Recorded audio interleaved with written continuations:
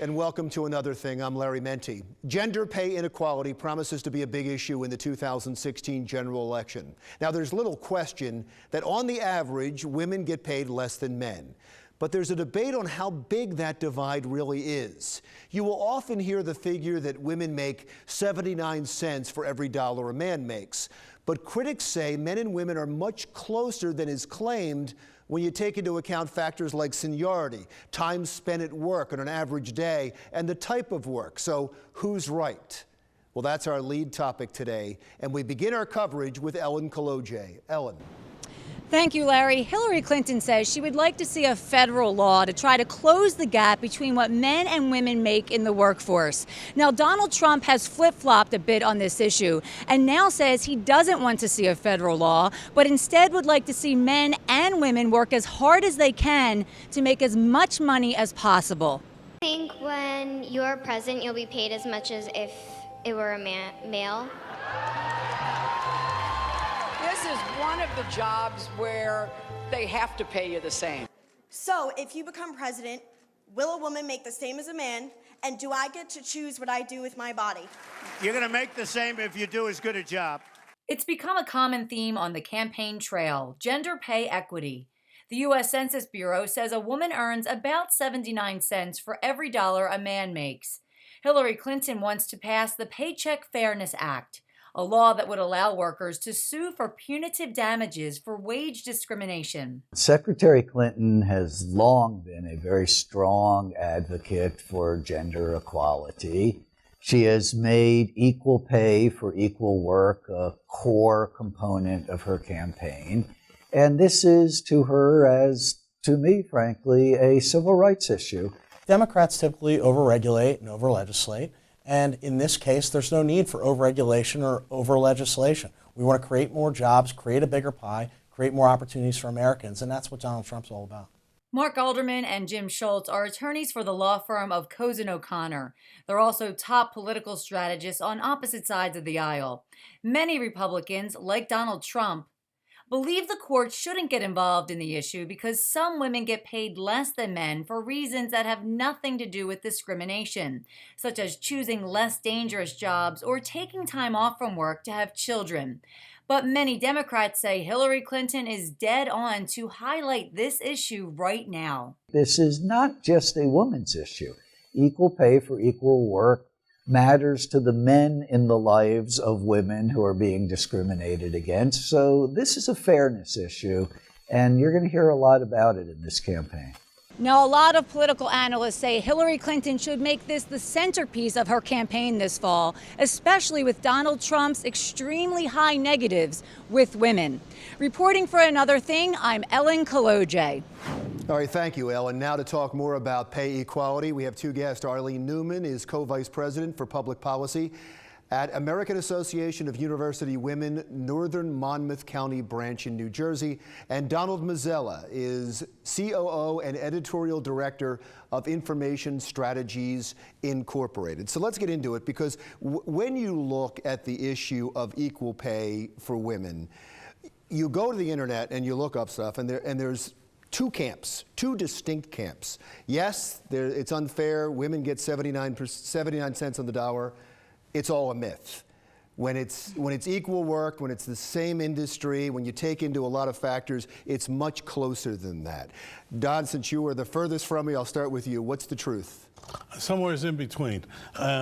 We just completed a study. We've been doing it for years from the small business angle. And yes, there is pay inequality. I did my first story about pay inequality in 1966. And now here, 50 years later, we're still talking about it. It's unfortunate, but it's two factors, really. One is it involves culture and acculturalization. And two, there's really a bit about education. Women are not taught to ask and be aggressive about salaries, particularly in their first job. If you don't get the right salary in the beginning, when you join the company or go out in your first job, you're going to be behind the eight ball for almost the rest of your life, unless you go back to school, etc. That's that side of it. The other part of it is there are people out there that simply take advantage of women and say, look, you want the job, you need to take a little bit less than a man because I can get a man. Don, when you say that, and Arlene, you can answer as I tell you this, and then I'll let you respond afterwards. When you say that, you almost sound like you're saying it's the woman's fault because she's not asking for enough money or she's too weak to stand up for herself. Arlene, do you agree with that? And then I'll go to you, Don, since I made the accusation to you. Well, women traditionally have not been good negotiators. And, you know, the So you agree? Yes. Yes, it's certainly a factor in the pay gap, just as culture is a factor. Women often choose different occupations that pay less, such as education. People with college degrees who go into education traditionally earn less than just about in any other field. Well, she already made your defense. Do you want to add to that? I don't think we're really disagreeing on very much, to be honest. I'm not really accusing women of that. I'm married to a Harvard MBA, and they're taught to negotiate well. But the real problem is that in the culture, well, look at today. We're 50 years later from my first story, and we have this dot-com boom coming again. And if you look at the pay scale, if a company is founded by a woman, the salaries are generally equal. But if they're founded by men, in surveys we've seen and we've done and heard, the women are substantially underpaid compared to the men, who generally have most of the senior leadership positions. They're simply not up there with the leadership, hence don't have the money. And more importantly, they're not paid. In new startup companies, as you know, the payoff is in when they go public or when they're bought. And studies have shown that women do not get as many stock options or other ownership than men do. Well, let me get Arlene in because she studied all of this. You have some statistics to go along with this. Before you get to them, let me talk about the 79 cents on the dollar, because when you start breaking that down, that's at least the claim is that's for all women and all men. But when you break it down per industry and per job and seniority and the type of work they do, the gap is much, much closer than that. It's there's still a disparity, but it's much closer. Yes and no. It depends on the field. Medicine, for example. The pay gap for surgeons and physicians, 62%, which means 38% of women are earning, are earning 38% less on the dollar. For the exact same job, for the same amount of seniority? They're MDs, just as men. They're surgeons, it's the whole... I guess the argument is, and you mentioned a couple of factors and that equal up, but I guess the argument is, against the numbers, is that there are so many factors. Time spent on the job, and you're shaking your head already. I'll let you, I'm going to let Arlene talk about this first, then I'll go to you, Don. Yes, of course, there are many factors, but when you take all those factors out, and the AAUW has studied this, has used statistics from the U.S. Department of Labor, from the census. Cornell University just came out with a study corroborating our findings.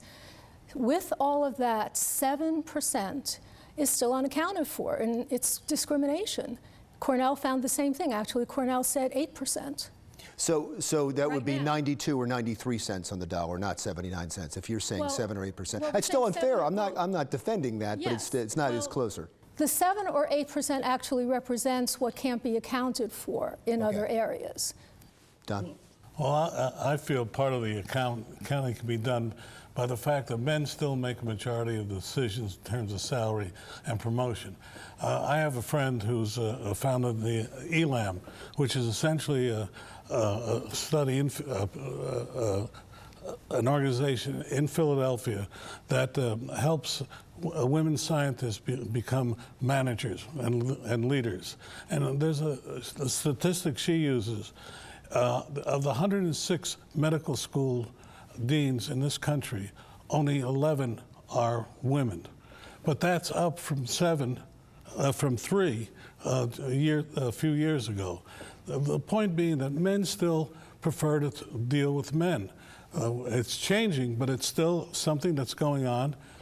Is it changing significantly? No, it's changing very, very slowly. So slowly, in fact, that if we don't step up the pace, my great-granddaughter and your great-granddaughter and your great-granddaughter are all going to be fighting the very same battle. How do you step it up? Do you need legislation? Well, you know, legislation is a piece of it. Culture and education is another piece of it. The AAUW has programs that help women negotiate. We teach women how to negotiate their salaries. We encourage girls who are in middle school to go into STEM occupations. So all of those kinds of things help. All I have to say is 50 years ago we were discussing the subject, and now 50 years later we're still discussing it. Let's hope that we're not waiting another 50 years for the equality to happen. All right, Arlene, thank you. Thanks so much for being here. Don, pleasure. Come back. Arlene Newman, Co-Vice President for Public Policy, American Association of University Women, Northern Monmouth County Branch, and Don Mazzella, COO and Editorial Director, Information Strategies Incorporated. When we come back, it may not mean so much for the Republicans now, but it might mean something for the Democrats. There's been a lot of talk about unbound delegates and superdelegates, and are they in play, and could they affect the nominees for both parties? We'll figure out what that's all about with our next guest when Another Thing continues.